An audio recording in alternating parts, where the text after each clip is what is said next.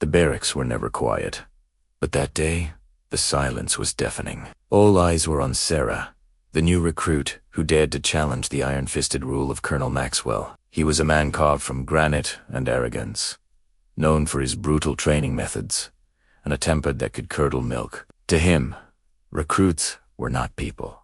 They were objects to be broken and remade in his own harsh image. And Sarah, with her quiet determination and refusal to be intimidated, was his new favorite target. It started subtly. Extra drills late into the night, impossible standards on the obstacle course, public reprimands for imagined infractions. While others buckled, Sarah just gritted her teeth and pushed harder. She'd run the extra mile, do the extra push-ups, and meet his glare with a steady one of her own. This wasn't defiance for the sake of it. It was survival. She'd joined the army to serve, to find a purpose, not to be someone's punching bag. Her resilience, however, only fueled the colonel's fury. He couldn't stand it. He needed to break her. The whispers in the barracks grew louder. Why does he hate her so much? She should just keep her head down. But Sarah knew that bowing to a bully only invites more abuse. She'd grown up in a tough neighborhood, where you learned early on that you either stand up for yourself or get trampled. The army was supposed to be different, a place of discipline and honor. But Colonel Maxwell's version of discipline was just cruelty with a uniform. She saw the fear in her fellow recruits' eyes, the way they flinched when he walked by. Someone had to show them that fear was a choice, not a requirement. The fateful day arrived during a public demonstration of hand-to-hand combat training. The entire battalion, nearly 500 soldiers, was assembled on the main parade ground. The sun beat down, reflecting off polished boots and belt buckles. Colonel Maxwell was in his element, strutting before the formation, delivering a booming lecture on dominance and aggression. "The enemy will show you no mercy," he roared, "and neither will I." To illustrate his point, he needed a volunteer. His eyes, cold and predatory, scanned the crowd and locked onto Sarah.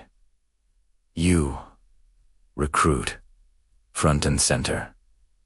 A nervous hush fell over the soldiers.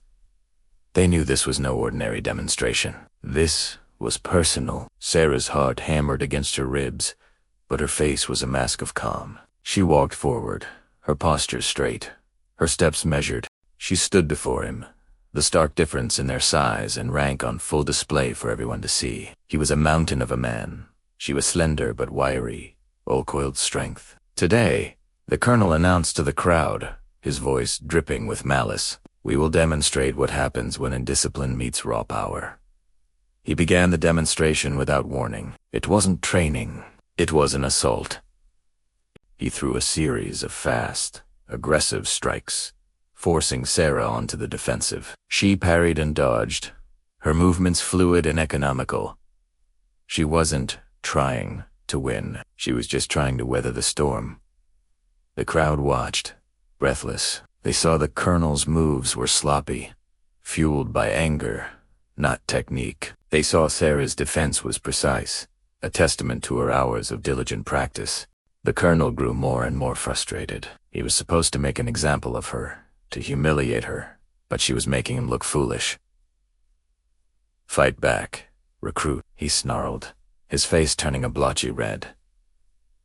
"Or are you as weak as you look?" Sarah remained silent, her eyes focused, her body ready. This was his fatal mistake. In his rage, he forgot everything he was supposed to teach. Control, discipline, strategy. He saw only the target of his anger. He decided to end it with one final, dramatic move. A move designed not just to defeat, but to injure and humiliate. He lunged, drawing back his leg for a powerful, sweeping kick aimed right at her midsection. It was a cheap shot, a bully's move, and everyone knew it.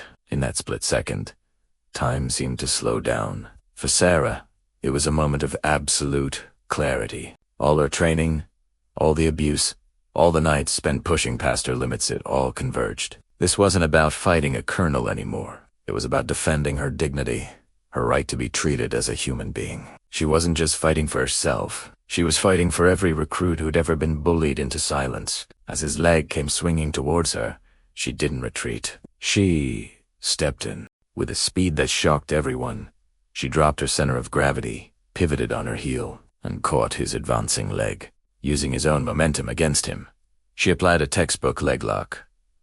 The mechanics were brutal and simple. All the force of his own powerful kick was now being redirected back into his own joint. He was a runaway train, and she had just switched the tracks, sending him crashing into a wall of his own making. A sickening crack echoed across the parade ground. It was a sound no one there would ever forget. Colonel Maxwell crumpled to the ground, his roar of fury turning into a shriek of agony. He clutched his leg, his face a mask of disbelief and pain. His leg was broken in front of 500 soldiers, by the one recruit he had tried so hard to crush. For a moment there was absolute, stunned silence. Then, a slow, ripples of whispers and murmurs spread through the formation.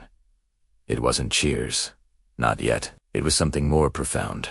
A wave of shock, followed by a dawning of respect. Sarah stood over him, not with triumph, but with a calm, steely resolve. She hadn't attacked him.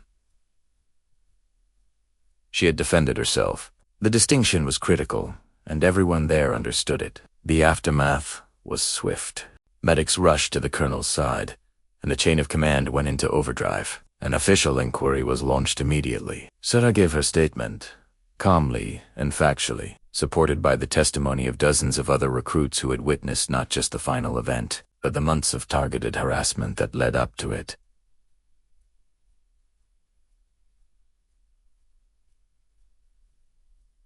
The army had no choice. The evidence was overwhelming.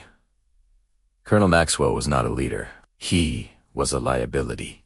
He was dishonorably discharged for conduct unbecoming of an officer in abuse of power. The culture on the base began to change overnight. The fear that had permeated the barracks started to dissipate, replaced by a newfound sense of empowerment. Sarah didn't become a hero in a flashy, cinematic way. She simply became a symbol of quiet strength and integrity. She showed everyone that you want to have to be the biggest or the loudest person in the room to command respect. Sometimes, all it takes is the courage to stand your ground and refuse to be broken. Her journey was far from over, but she had already won the most important battle, the one for her own soul. Thank you so much for watching. If this story inspired you, please hit that like button and subscribe for more amazing true stories.